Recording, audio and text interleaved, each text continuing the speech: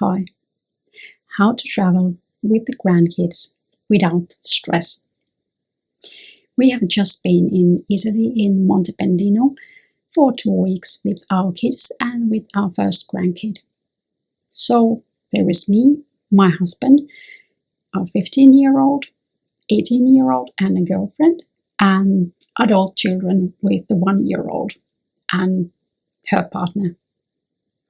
So there is totally 8 of us, so there is quite a gang. We rented a house in Italy in the village of Monte Pendino. The house, I think, is approximately 200 years old, so there are lots of places for baby to go and the children to point their noses in.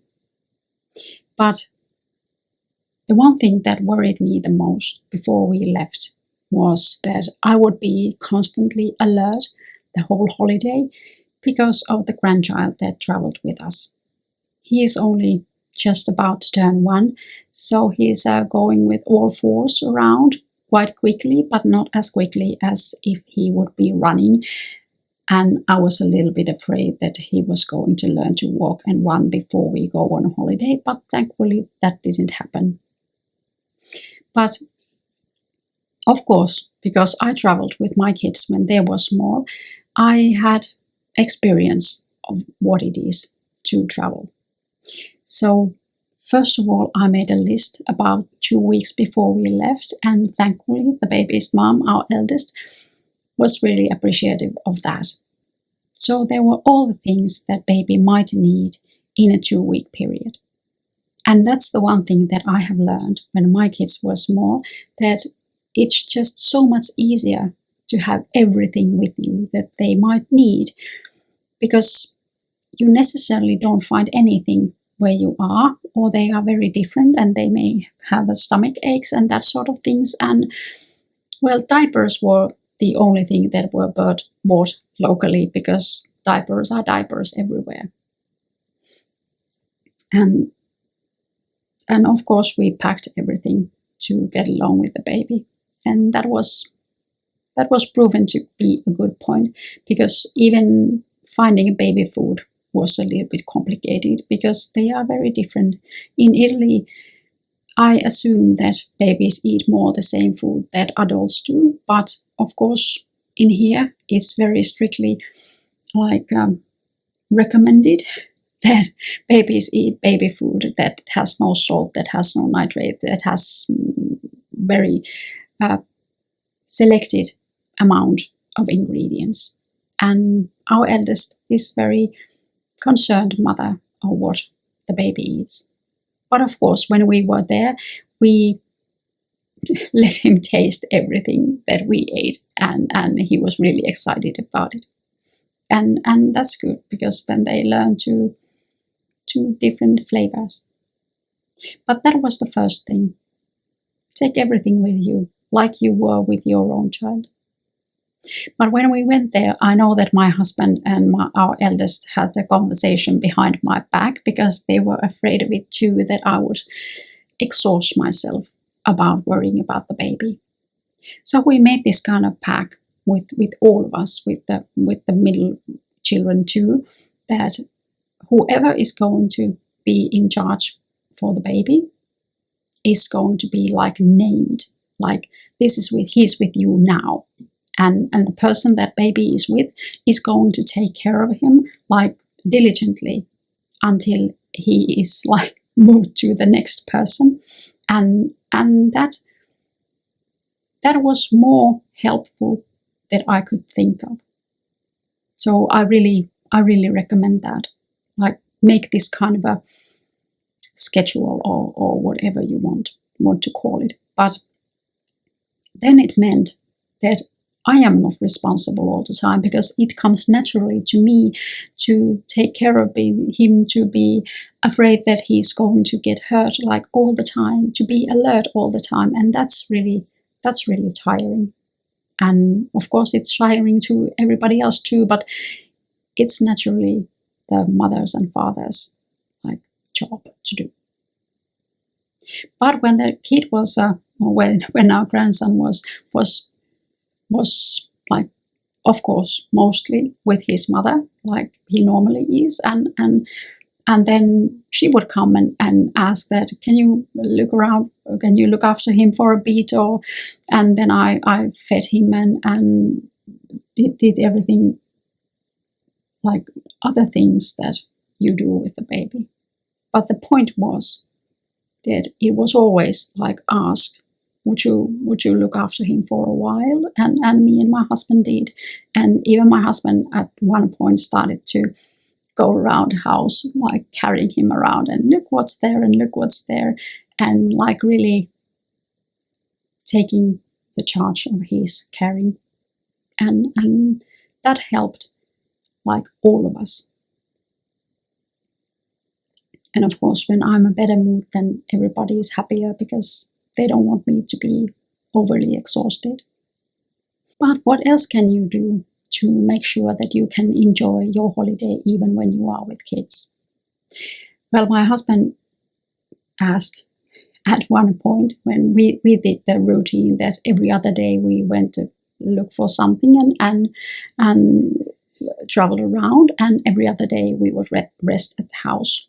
So at those days that we would rest at the house, we would go grocery shopping together, just the two of us. So we would drive 20 minutes to the grocery store and make the shopping, and then drive 20 minutes back. It's a small time, like 20 and 20, but it's something that you can get out of the situation, and it's such a small time that they cannot get hurt at the 20 minutes time. They can look after themselves, but we had a little bit time for ourselves, just for us. And on top of that, we integrated siesta.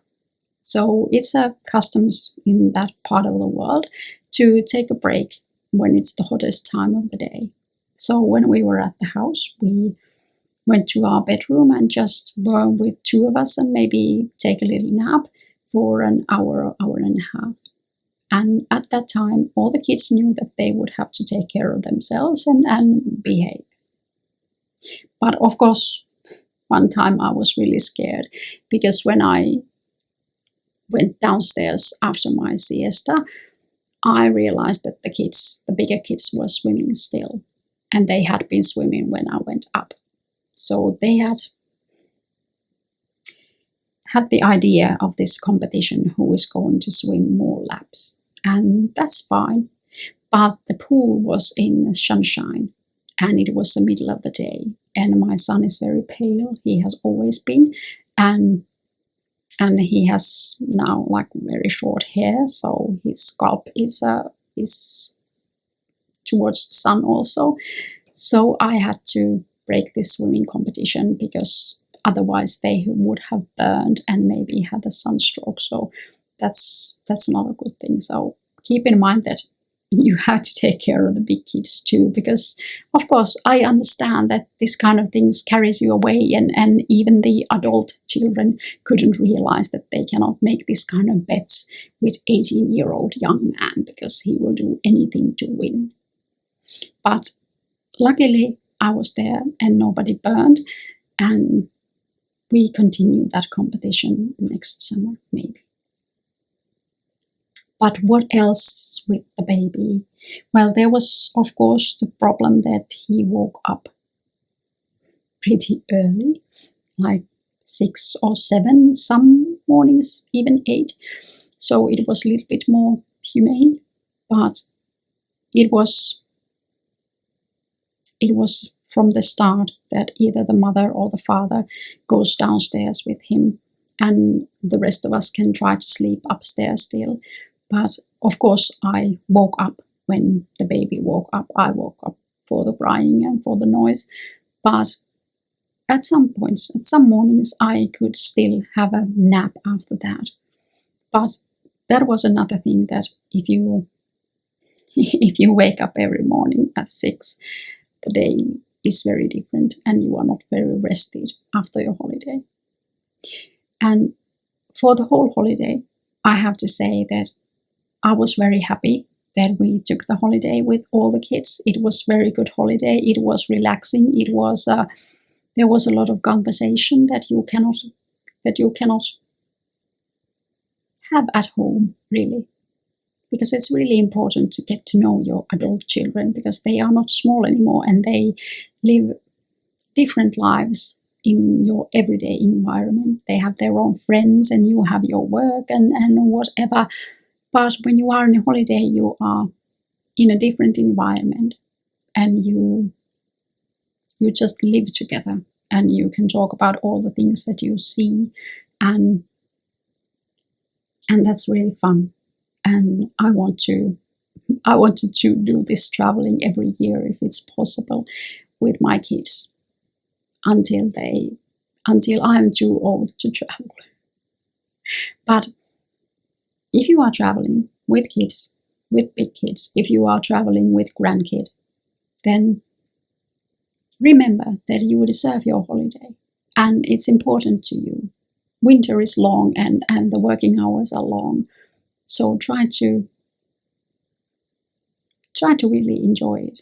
Try to talk to everybody and really get the situation such that you can rest, that you can have your holiday, that you can be at ease and not on alert all the time, because being on alert all the time is very tiring. Even if you think at the moment that it isn't, then after 2 weeks you realize that you have not rested. And it was quite a big giving in from my husband that he said that he realized the same thing that I have been telling him all the time, that I know that when there is a baby around, I'm alert. And he said that, okay, now I understand. Every morning when the baby woke up, he woke up too and didn't go to deep sleep after that. And I think that he put it quite nicely, that when you have a child, you have a button pushed down and it will stay pushed down after that.